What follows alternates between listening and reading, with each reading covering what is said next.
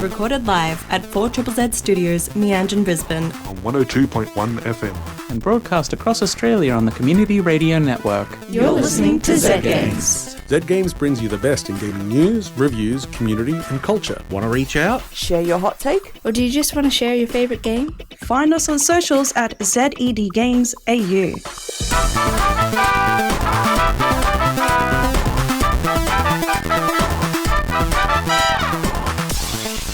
Hey, it's Zed Games here on 4ZZZ. I'm Maylee, and I'm here tonight in the studio with... Tom. Peter. I didn't really point at them, I just hands. How you guys going tonight? Good. Yeah, feeling pretty good. Pretty decent week. I'm glad to hear it. How about you, Maylee? Oh, up and down, but I've been playing some good games lately, and that gets you through the hard times. Making the numbers go up. Yeah, but I will talk about those good games later. Well, Nice. One of them. Anyway, I want to get straight into it tonight. I want to talk about some gaming news.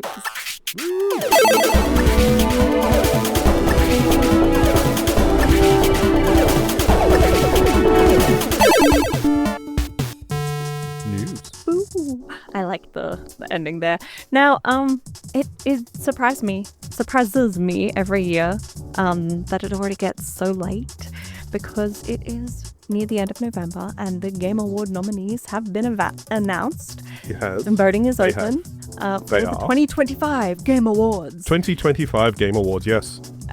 So there's a lot of categories. We won't go over them all, but there is some many important ones to us. Of course, the Game of the Year nominees are Clair Obscur, Expedition 33, Death Stranding 2, On the Beach, Donkey Kong Bonanza, Hades 2, Hollow Knight, Silksong, and Kingdom Come Deliverance 2. The only one that I have not heard hyped up this year is Kingdom Come Deliverance. All the others I've heard of, I've had people hyped about them. I don't know anyone that was excited about Kingdom Come Deliverance 2. To be fair, like the people who I've heard talk about Kingdom Come Deliverance 2 would take a bullet for it. They would die for Kingdom Come Deliverance 2. I'm sure there is, but I guess I'm just not in any circles that anybody actually cared about. I have one friend who's very passionate about it, and they are an artist. And so I've learned a lot, but I don't know how much is accurate, but it seems like a good game. Yeah, like all the others, like, congrats to them. They all seem like absolutely fantastic games, sort of idea. I just don't know enough about Kingdom to know why it's there. But what are our other nominees? Otherwise, we've also got Best Score and Music nominees, which is Christopher Larkin for Hollow Knight Silksong, Darren Korb for Hades 2, Lorian Testard for Clair Obscura Expedition 33, Tomo Ottawa for Ghosts of Yotei, and Woodkid and Ludwig Frossel for Death Stranding 2 On the Beach. A couple of really good musical scores there, all very similar to their Game of the Year nominees, of course. Yeah, we've definitely played a lot of those soundtracks on the radio. We have. Yeah. Many of their different songs and whatnot. Does any one particular stand out to you? Any of those? I have loved the music from Hades 2. Yep. But I think that's just because it's the game that I played the most of those games. Supergiant. Good music. Yeah, Supergiant games always have that same sort of vibe with their music, and it always hits. Do you think Hades 2 will win the best soundtrack then, out of all of those? Oh, I don't know if it'll win, but it has my vote. Yeah. I think it's in with a good shot. But there's a lot of good ones this year. There is a lot of good ones. Tom, what about the next set? All right, so we have Best Independent Game nominees. That is Absalom by Guard Crush Games, Ball X Pit by Kenny Sun, Blueprints by Dogu Bomb, Clair Obscure Expedition 33 by Sandfall, Hades 2 by Supergiant, and Hollow Knight Silksong by Team Cherry. Yeah, I still have opinions on whether the Sandfall Interactive is indie devs, and there's plenty of other people that have opinions on that as well. Well, yeah, that's it's a big thing. Dev team. There's a lot of debate about these nominations. What makes them an indie dev is my opinion on that one. Well, they haven't been bought by Square yet. Yeah, or Nintendo, or Xbox, or Sony, or EA, or any of the bigger publishers that haven't been purchased yet. Technically. It is their first game as a team, but that team is like 30 plus people, and they outsourced to like almost 200 artists. I can't classify them as indie dev, especially when all of them are mostly ex-European developers from Ubisoft and EA and Blizzard, and like there is a large amount of experience in that team. So I don't know what the classification for indie dev is. It- Like independent developer makes me feel like it's 1, 2, maybe 5 to 10 people at most as a small team. But that's my opinions on it. That's just the state of video games at the moment, though, is like the indie game scene is just growing and growing until, like, back in the day, you used to have non-indie games that were classed as A Developers, B developers. B-size games, and now that's just the indie scene. Maybe indie needs to split up into multiple different groups now, and it's not just indie anymore. You have solo developers, Mid-size. small team developers, and indie as a title is disappearing or blending just because there's so many things classified as indie. Yeah, it's That being said, there has been other debates, in not just by myself, for Claire Obscura categorized as an indie dev, even though it received 12 nominations for many different categories sort of idea. Another one from the indie dev side, the game Mega Bonk has also withdrawn from the Game Awards due to its nomination as Best Debut Indie Game, when the developer pointed out that it was not his debut game, and he has released games previously. not every, some people are drawing the line themselves. Yeah. That's It's a good hats off sport. to you. Yeah. Just because it's his first big recognized game sort of idea doesn't necessarily mean that it's his first debut indie title. Yeah. So one of the bigger things is last week, only a couple days ago, Valve came out and announced the Steam Frame, the Steam Controller, and the Steam Machine. Steam Machine! Yeah, it came out just before we did the show last week, so it wasn't really included in last week's news, but we got a bit more to talk about it this week.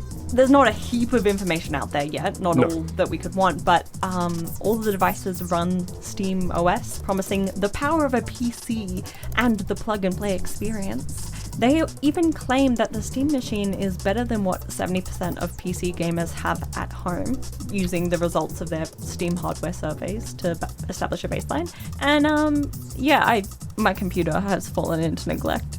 I force it along, but it probably is less strong than the Steam Machine. So Yeah, maybe I mean, I'll- if you're looking at the specs that they've kind of talked about online, it is pretty damn good. And it, those memes about, is your PC better than a gaming console? This one is. It's better than most of the gaming consoles out there because it is also a PC. You can still plug a keyboard and mouse and multiple monitors into it. It is still a computer. And the fact that it's going to be the first computer, quotation marks, to run SteamOS, that's really, really good. It'll cut out a lot of the Windows bloatware that I don't need when I just want to play a game. Yeah, but it'll still do all the small things that you want a regular PC to do, which is Yeah, cool. I also like that in the video, like, just to get an idea of how powerful this thing is, they said it's as strong or stronger than 6 Steam Decks, Yeah, roughly. Roughly Which 6 is- times more powerful than a Steam Deck. Which or is- the So I'm current gen Steam Deck. expecting a pretty big price tag with that one. I'm expecting probably 800-900 at the minimum sort of idea for its smaller storage size one, because they've said it's coming with like a 1 terabyte or up to 5 terabytes or something. They didn't say anything about customization though in regards to customizing that storage. What is our next story? Ooh. So, next we have union busting, maybe. Rockstar Games has been accused of firing staff in the UK to prevent them from unionising, after 31 employees were laid off on 30th October. The Independent Workers' Union of Great Britain has been leading rallies outside their offices in London and Edinburgh to protest what they're describing as the most blatant and ruthless act of union busting in the history of the games industry. Rockstar have maintained that firings were in response to workers distributing confidential information in public forums. The matter has caught the attention of UK Parliament, with Edinburgh West MP Christine Jardine bringing up the firings. Yeah, I think that would probably be pretty clear cut in regards to whether it was or wasn't fired in regards to those, because if they were sharing content in public forums, that's a public forum. You should be able to find it pretty quick and easy. If they weren't, then where is Rockstar claiming that they were sharing this information? And if they've had that information taken down, then that still needs to be shown in regards to it. So, Yeah. yeah. I think they might have leaked that Grand Theft Auto 6 is coming out. And it has a secret feature of you can, steal cars. Oh my god. Yeah, I know. The future is now. I know. Next up, though, we've got a couple of little bits of news nibbles. We've got Escape from Tarkov has had a challenging release after finally launching its 1.0, with players complaining about server issues, bugs, and performance issues, with director Nikita Boyanova saying that the release was rough for sure, sorry for that, but we are willing to continue fighting for everything good against bad. Hasn't Tarkov been around for 10 years? Do you think they would have improved performance? How did it go down at 1.0 launch? I don't know, man. It just seems like sometimes those games are in alpha for ages, get their own sort of feel to it. Yeah, and then they launch a 1.0, push a whole bunch of features, but forget to do the optimization. Definitely a little weird there. We also have a first look at the live-action Legend of Zelda movie featuring Bo Bragason. Hard name. Bo Bragason. BRBA. Playing as Zelda and Benjamin Evan Ainsworth as Link, and they look like live-action versions of the characters, which is really impressive, but the costumes appear to have ties to Breath of the Wild. Yeah, I saw some of the screen grabs or whatever they've got there from the releases and stuff like that. I honestly thought it was just two people standing in a field. Nothing pointed it out to me. Fancy fantasy people. No, not even that. Just two people standing in a field. I had to be told that it was a Legend of Zelda. When was the last time you stood in a field? Earlier today. Well, fair enough. I can't argue with that. I didn't have people taking photos of me, but I'm not on a film set. Yeah. So I'm still looking forward to this. This looks interesting. I like the idea of using relatively unknown actors as leads. I feel like that's a classic sort of like thing movies used to do. Before it was just like, let's get the biggest name people in. Let's get the Chris Pratt and the Anya Taylor-Joy. I mean, they still do that for Mario. Jack Black yeah. But yeah. What is it? The fairy that's in the Zelda game? I still haven't played most of the Zeldas. There's a giant fairy of some sort. I still hope that Jack Black gets cast as the giant fairy. As the Great Fairy? Yeah. Good I think he could pull that position off.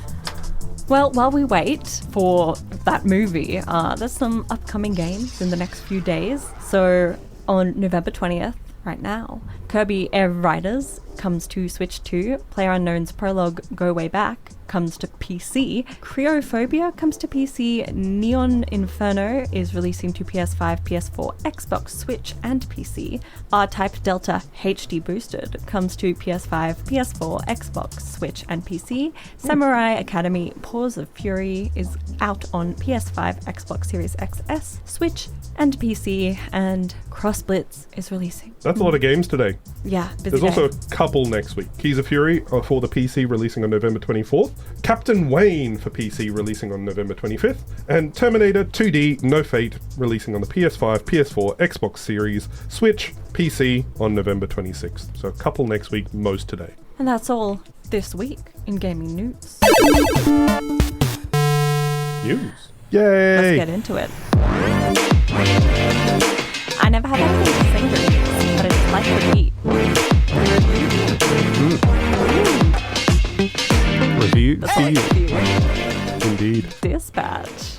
Haha. So, Dispatch is a narrative-focused, story-heavy game. Yep. It is in the style of Telltale games like The Wolf Among Us or The Walking Dead. Or like Life is Strange, not a Telltale game. Very much, let's take a TV show or a movie and make it interactive. And they have done, as someone who is very familiar with this genre of games. They've done a really great job, and I think they've brought something new to that genre, given it a bit of fresh life, because it has been not in the best place as of late. Has been a bit stagnant, I've noticed. Yeah. Yeah.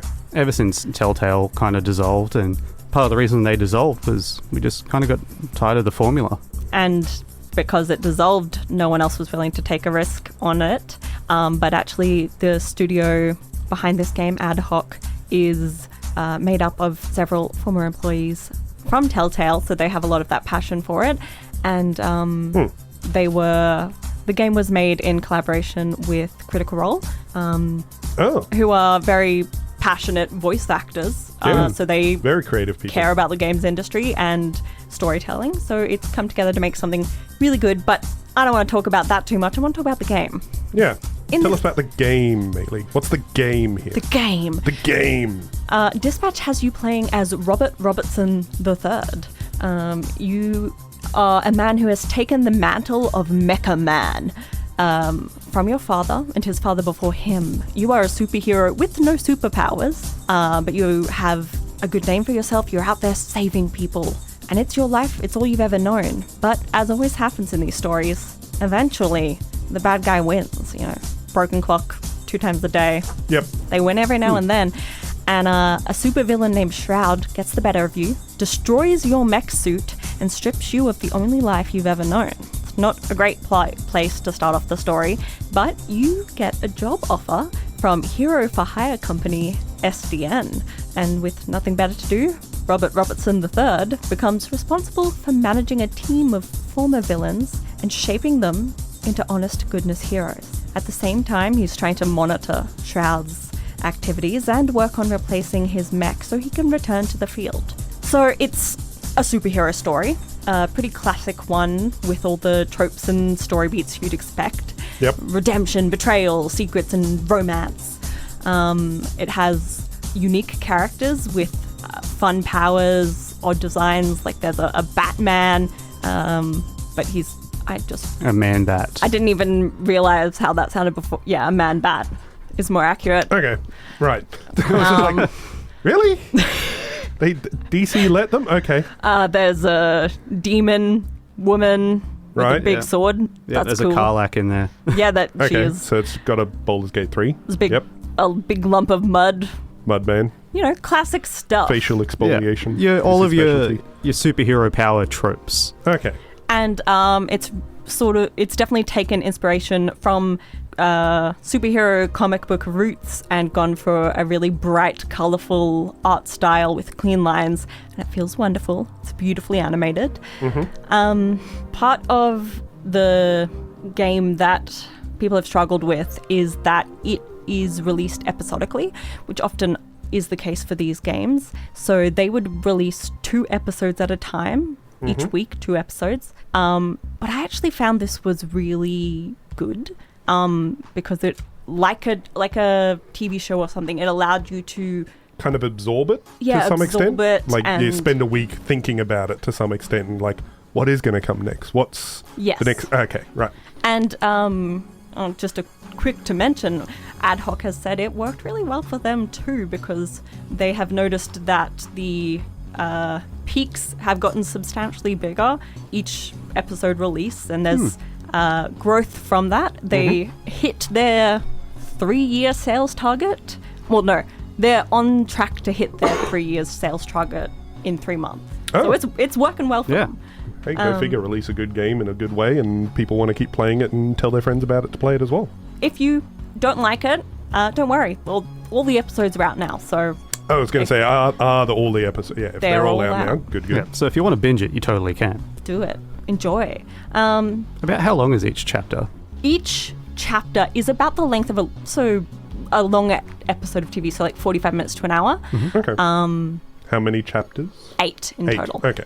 Yeah. So it's like a decent TV series that kind of comes out nowadays, sort of idea. And Yeah. Okay. Yeah, exactly. So I thoroughly enjoyed the story and storytelling of Dispatch. But the thing that I was really impressed with when playing this game was none of that. It was the dispatch mechanic itself. I think that's where the game truly shines, and I think it's brought something good to the genre. So, having played a lot of these games, narrative-focused choices matter style games, I feel like a lot of the times the developers felt the need to prove that, yeah, we're still a game. We're doing game stuff. they have a game element to their story choice. Here's Choose a your own adventure. puzzle or a Yeah. quick time, and it often ended up feeling dull or forced, and they just had it in there because there was a quota they needed to fill, and it wasn't super connected to the game.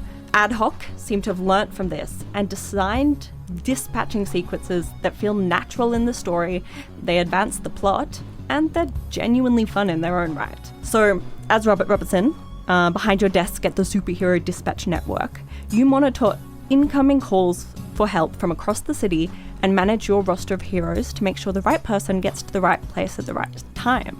Each hero has an array of stat points defense, mobility, charisma, intelligence, and attack, and each call for help will have point targets you need to reach for a successful mission. These targets are implied, not specifically stated, so while it's usually easy to tell what stats you need, you can't always be sure. Succeeding a mission can unlock more missions down the line, and good results, and save innocent people. Failing a mission not only can unlock negative story beats down the line, but the heroes you send get injured, which makes them less effective for the rest of the shift. However the mission goes, the heroes you sent will need to recover before they can be sent back out, and each call for help needs to be responded to quickly or they'll automatically fail. This creates a challenging balancing act where you need to consider not only who is the best hero for each mission, but who you might need for the mission after that. I enjoyed these sequences so much that there was more than one occasion I was disappointed that they ended and I had to return to the very enjoyable story. Honestly, if they were to release another game that stripped the story and was just this, I would buy it in a heartbeat, but I think that might just be my preference for strategy over puzzles coming through. I also found out that the success or failures that you have, how well you do, also impacts the story of the game. Obviously, there's choices that affect who gets saved, but it also affects your relationships with the other characters, who you're picking and how well they're doing makes them like you more or less. And I feel like that's a really interesting touch. So it sounds like there isn't just a good and bad ending. There is multiple different ways that this game can end. Yes. Right. Yes. Okay. So it's not a Mass Effect 3 where it's blue or red tinged cinematic. Yeah, it's not, say, Baldur's Gate 3 where there's 24 different endings, but I would say there's several. Yeah. Somewhat different to significantly different endings. Nice. Did it leave it open for a sequel? Wrapped up pretty well. But yes, it could be open. It would have to do the classic thing of these games where there becomes a canon ending. Yep. To carry on to the next one, but it definitely could work. So we could have a Robert Robertson the Fourth Mecha Man. I'd like that. Or Mecha Woman. I mean, it sounds like from the setting, like you could just kind of keep it going as much as you needed to. If it's like a general like sort of superhero vibe, you could do like the... There are so many ways to revive superheroes. Yeah. Yeah. Or just have it be some other characters, not exactly the same ones, but in the same setting, connected. Same world, different team. And with how successful it's been, they definitely are considering it. They have mentioned that. So, Oh, I would love to see like a Dispatch, but like a fantasy version. How are we dispatching? Like your a wizard. team members. You're looking in your orb. Oh, and yes. You're dispatching your D&D it would party be much member. slower. You're sending like pigeons. Oh no, I'm on board now. That sounds amazing. Yeah, fantasy Dispatch. And that is my review of Dispatch. Awesome. It's a good game. Who was your favorite hero that you were sending out? Or super villain third hero. If you've played the game, this will be extremely controversial, but it's Coop. I love Coop. Okay. Coop what forever. Is Coop? I've not played the game. She is a deadly assassin woman. Sounds cool. Who's no nonsense. And she And was she the saves unpopular choice to keep on the team. Okay. Yeah. Good to know.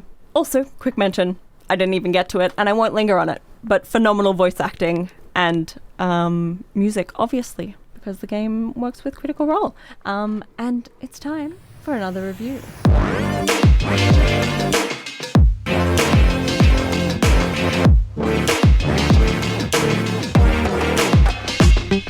So, do you guys like to party? Yes. Yes. Yeah, good. That's what I was looking for. Because I'm about to talk to you. I'm here to review Lego Party. So Lego Party released about a month ago. It was developed by the Sydney-based developer SMG Studios. They were the makers of Moving Out and Death Squared. So this is a pretty big game for them. Yeah. Big licensed title. Yeah. Especially Lego. Yeah, it's a big game for that small company.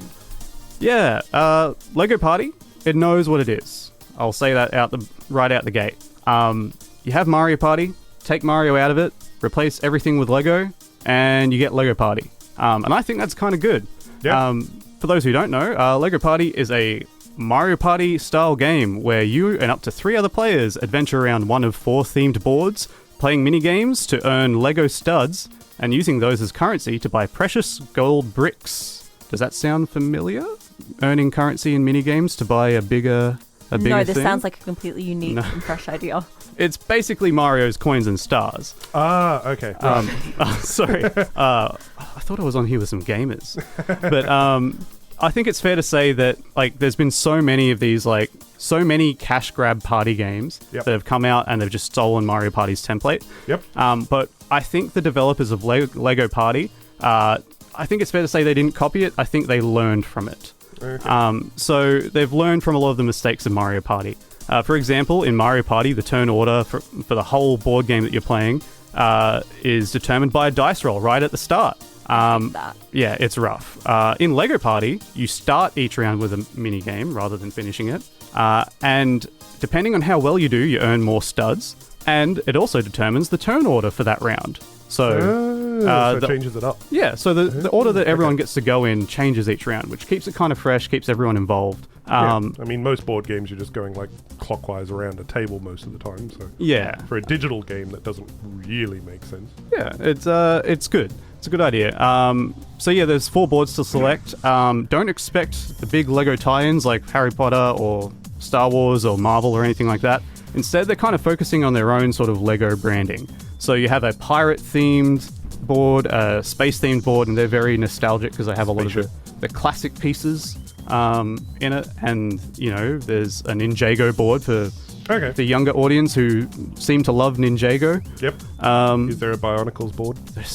I wish, man. I wish there was a Bionicles board. No Bionicles yet. 0 out of 10 doesn't have Bionicles. SMG, you heard it here, folks. Hit us with the Bionicles. Please. But what I will say is, so Mario Party is made and each party game is made and broken by the quality of its mini games. Yeah.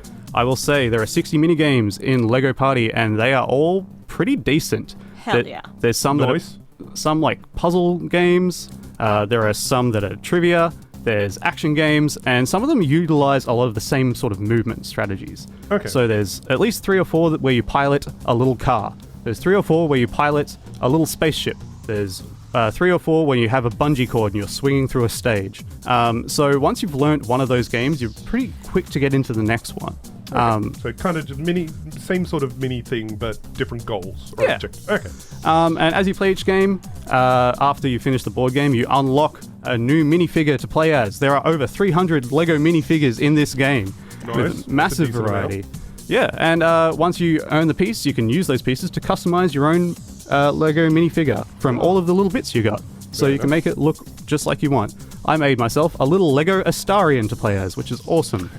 But overall, I will say this is a smaller game than Mario Party with a smaller budget, but I do think that the quality shines through. They've thought this through a lot. The mini games are high quality. There's less randomness on the board. And yeah, it's very cool. I will say one cool feature that they have on the boards before we finish up. Each board has a couple of sections where you get to build as you get to them. The first person who gets to this section on a board, be it the pirate board or theme park board or whatever, Yep. you get a selection of 1 to 2 to 3 things to build there, and that becomes a new board element for the rest of the game. Oh, that's So, really fun. okay. Depending on your strategy, you can be like, I want the good pirate ship that gives us treasure, or you can say, I want the bad pirate ship that's going to shoot cannonballs and make everyone drop all their stuff. So, building hotels and houses kind of thing. yeah, well, it's depending on what kind of game you feel like. I like the meaner ones personally. But yeah, there we go. That's Lego Party. Nice. It's coming to Netflix games. Yeah. So you can wait and try it for free, but I think it works best on a console. I've been playing it on the Switch. Fair enough. Yeah, those games are always best for consoles. But yeah, happy video gaming, everyone. Indeed. I hope Have a good everybody one. finds some good games for the weekend, enjoys themselves. Pick up a party game if you're hanging out with people, or pick up a story game if you're not. We will see you next week. Thanks for listening to Zed Games. If you'd like to listen to more, you can find us on the Community Radio Plus app. Or find us on socials at Zed Games AU. See you next time.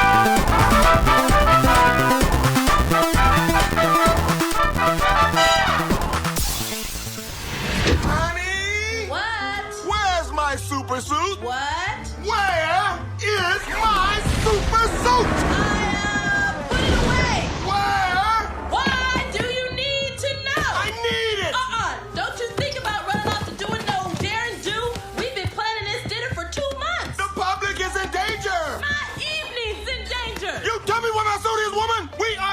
about the greater good? Greater good? I am your wife. I'm the greatest good you are ever gonna get.